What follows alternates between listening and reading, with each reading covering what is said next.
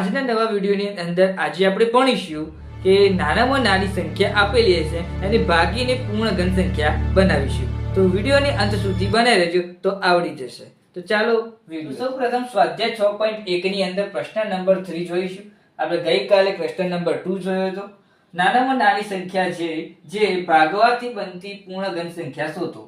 હવે ભાગવાથી પૂર્ણ ઘન સંખ્યા આપણે બનાવવાની છે. તો સ્વાધ્યાય 6.1 ની અંદર પ્રશ્ન નંબર 3 જોઈશું. ગઈકાલે આપણે વિડીયો જોયો તો નાનામાં નાની સંખ્યા જ હતી, એમાં ગુણવાથી બનતી સંખ્યા હતી. હવે આપણે ભાગવાથી પૂર્ણ ઘન સંખ્યા બનાવીશું. તો ભાગીશું તો જોઈએ શું આવવાનું. તો પહેલું એક્ઝામ્પલ આપણે જોઈએ 81. 81 નંબરનું એક્ઝામ્પલ આપેલું છે. હવે 81 સંખ્યા આપેલી છે તો કઈ રીતે? તો 81 ને આપણે આવી રીતે હવે પાડી દેવાના. 81 તરી 27 તરી 81, 27 તરી 81, 9 તરી 27, 3 તરી 9 અને 3 એકા 3. તો આવી રીતે હવે પાડી દેવાના. તો 81 બરાબર 3 ગુણ્યા 3 ગુણ્યા 3 ગુણ્યા 3. હવે આપણે શું કરીશું? આમાં તો આપણે સાબિત થાય છે કે પૂર્ણ ઘન સંખ્યા નથી. કેમ? કે 3 જોડી બનવી જોઈએ. કોઈ પણ એક સંખ્યાની 3 જોડી બનવી જોઈએ તો પૂર્ણ ઘન સંખ્યા શોધવાની. તો પૂર્ણ ઘન સંખ્યા આપેલી નહીં હોય અને પૂર્ણ ઘન સંખ્યા બનાવવાની. પણ કઈ રીતે?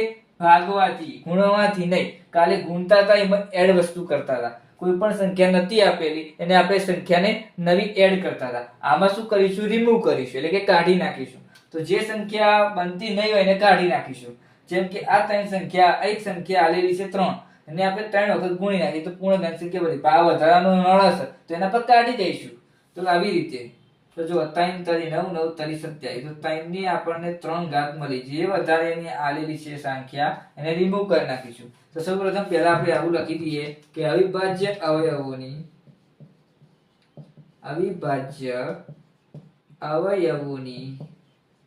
3 જોડી બનતી નથી, તેથી પૂર્ણ ઘન સંખ્યા નથી. હવે આગળ શું કરશો? 81 ને એમને એમ જ લખી દઈએ, ભાગ્યા 3 કરીશું. કેમ 3 કરીશું? આપણે પેલામાં મલ્ટીપ્લાય કરતા હતા, જેમ કે એમાં સંખ્યા ગુણવાની હતી, આમાં ભાગાકાર કરવાની, તો ભાગાકાર કરવો પડશે ને. તો આપણે બતાવી દઈએ 3 ગુણ્યા 3 ગુણ્યા 3. તો 3 ગુણ્યા 3 ગુણ્યા 3 ગુણ્યા 3. તેના તગડા હતા 4 હતા. ગુણ્યા નહીં કરીએ, ભાગાકાર 3 કરીશું.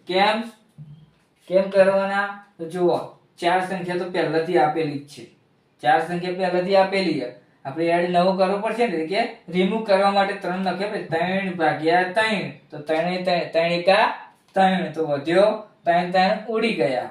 81 ભાગ્યા 3 કરીશું તો 27 આવશે ને.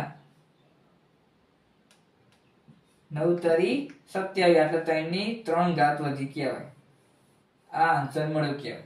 તો આપણે શું કહી શકીએ કે 27 એ પૂર્ણ ઘન સંખ્યા છે. એક્ઝામ્પલ નંબર 2 જોઈશું. 128 ને આવી રીતે હવે પાડી દેવાના. 64 દુ 128, 32 દુ 64, 16 દુ 32, 8 દુ 16, 4 દુ 8, 2 દુ 4 અને 1 દુ 2. આવી રીતે હવે પાડી દઈએ. આપણે 128 આવી રીતે લખી દઈશું. 2 ગુણ્યા 2 ગુણ્યા 2 ગુણ્યા 2 ગુણ્યા 2 ગુણ્યા 2 અને ગુણ્યા 2.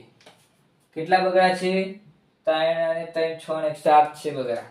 તો 3 જોડી બનાવી દઈએ. કેવો વધનો વધશે? તો એક બગડો વધે છે. એટલે આપણે પૂર્ણ ઘન સંખ્યા સાબિત થતી નથી. એટલે કે પૂર્ણ ઘન સંખ્યા ના કહેવાય. તો પૂર્ણ ઘન સંખ્યા બનાવીશું. તો સૌપ્રથમ પહેલા આપણે એવું વાક્ય રાખી દઈએ કે અવિભાજ્ય અવયવોની 3 જોડી બનતી ન હોવાથી પૂર્ણ ઘન સંખ્યા નથી, એવું લખી દેવાનું. પછી આપણે સાબિત કરીશું કે 128 ભાગ્યા કેટલા ઉમેરવાના? ભાગાકાર 2 વડે કરવાનું.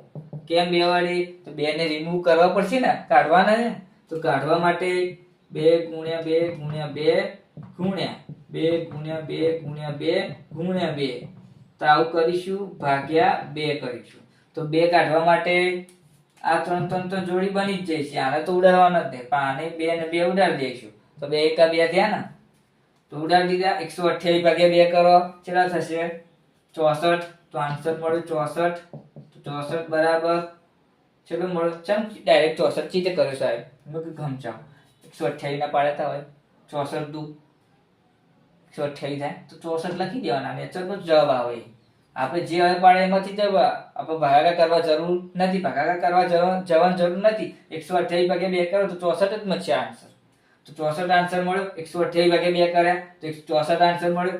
હવે કોઈ પણ એવું કરીશું, 2 ની 3 ઘાત અને 2 ની 3 ઘાત વધ્યું તો આપણે પૂર્ણઘન સંખ્યા સાબિત થઈ ગઈ. જેમ કે 3 3 જોડી બની જાય છે. તો આપણે એવું કહી શકીએ કે પૂર્ણઘન સંખ્યા છે કે 64 એ પૂર્ણઘન સંખ્યા છે. પૂર્ણઘન સંખ્યા સાબિત થઈ ગઈ. હા, હવે બીજી સંખ્યા જોઈએ. Example number 135. એક્ઝામ્પલ નંબર 3 135 સંખ્યા જોઈએ. 135 ના આવી રીતે હવે પાડી દેવાના. 45 તારી 135, 15 તારી 45, 5 તારી 15, 1 પંચું 5. આવી રીતે પાડી દેવાના. તો હવે પાડી દઈએ આવી રીતે 3 ગુણ્યા 3 ગુણ્યા 3 ગુણ્યા 5. આવી રીતે હવે પાડી દીધા. હવે એકની જોડી તો બની જાય છે. કેમ? 3 ની જોડી તો બની ગઈ ને. 3 સંખ્યા એક સંખ્યાને 3 વખત ગુણીશું તો એને આપણે પૂર્ણઘન સંખ્યા કહેવાય. તો પૂર્ણઘન સંખ્યા સાબિત થતી નથી, કેમ કે 5 બાકી રહી જાય છે. તો 5 ની પૂર્ણઘન સંખ્યા થઈ હોય તો સાબિત કરવાનું આવતું જ નથી. તો પૂર્ણઘન સંખ્યા હવે સાબિત બનાવવાની છે. આપણે પૂર્ણઘન સંખ્યા સાબિત કરવાની છે. તો 5 ની આપણે ભાગાકારની રીતે એટલે કે નાનામાં નાની ભાગવાથી જે સંખ્યા બનતી હોય એને પૂર્ણઘન સંખ્યા કહીશું. એટલે કે 135 લખ્યા ભાગ્યા 5 કરીશું. કેમ? 5 ને રિમૂવ કરવા માટે. 3 ગુણ્યા 3 ગુણ્યા 3 ગુણ્યા 5. હવે આને 5 વડે ભાગી નાખી તો 5 5 ઉડી ગયા. હવે 135 ને 5 વડે ભાગીશું. કેટલા વચ્ચે? 3 3 9 9 તારી 27. તો 27 આયા. 3 ની 3 ઘાત. હવે પાસે 45 ના લખતા આપણે 3 વડે નહીં 5 વડે ભાગવાનું છે. 5 વડે ભાગીશું તો 27 આવી. 3 વડે ભાગવાનું કીધું તો આટલો 45 આવ્યો. પાછું ધ્યાન રાખજો. 3 ની 3 ઘાત થઈ તો આપણે શું મળ્યું? 27 એ પૂર્ણઘન સંખ્યા છે એવું સાબિત થાય. 135 લખ્યા. હવે બીજું એક્ઝામ્પલ 704 જોઈશું. તો 704 ના આવી રીતે હવે પાડી દેવાના. 352 દુ 704, 176 દુ 352, 188 દુ 176, 44 દુ 88, 22 દુ 44, 11 દુ 22, 11 એકા 11. તો સૌપ્રથમ 704 લખી દઈએ. હવે પાડ્યા તો જે લખી દઈએ. કેટલા બગડ્યા છે? 3 અને 3 6.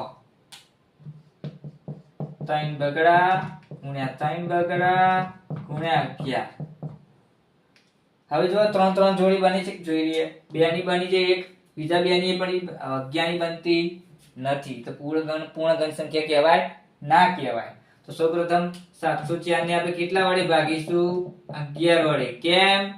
એ જે સંખ્યા બનતી ના હોય, પૂર્ણઘન સંખ્યા એકના લીધે જોડી બનતી ના હોય તો આપણે રિમૂવ કરવા માટે 11 લખીશું. તો 2 ગુણ્યા 2 ગુણ્યા 2 ગુણ્યા 2 ગુણ્યા 2 ગુણ્યા 2 ગુણ્યા 11. 11 ને રિમૂવ કરવા માટે 11 વડે ભાગી નાખીશું. આ પ્લસ નો નહીં, ભાગાકારનું ચિહ્ન. 11 11 ઉડી ગયા તો વધ્યા 700 મળશે 64. તો 2 ની 3 જોડી અને 2 ની 3 જોડી વધી. તો આપણે એવું કહી શકાય 64 એ પૂર્ણઘન સંખ્યા છે.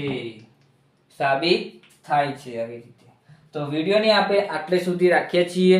વિડીયો ગમે તો લાઈક, શેર અને કોમેન્ટ કરીને જણાવો કે વિડીયો કેવો લાગ્યો. આવતા વિડીયોની અંદર નવી ટીકની સાથે નવા એક્ઝામ્પલની સાથે મળીશું. જય સતી.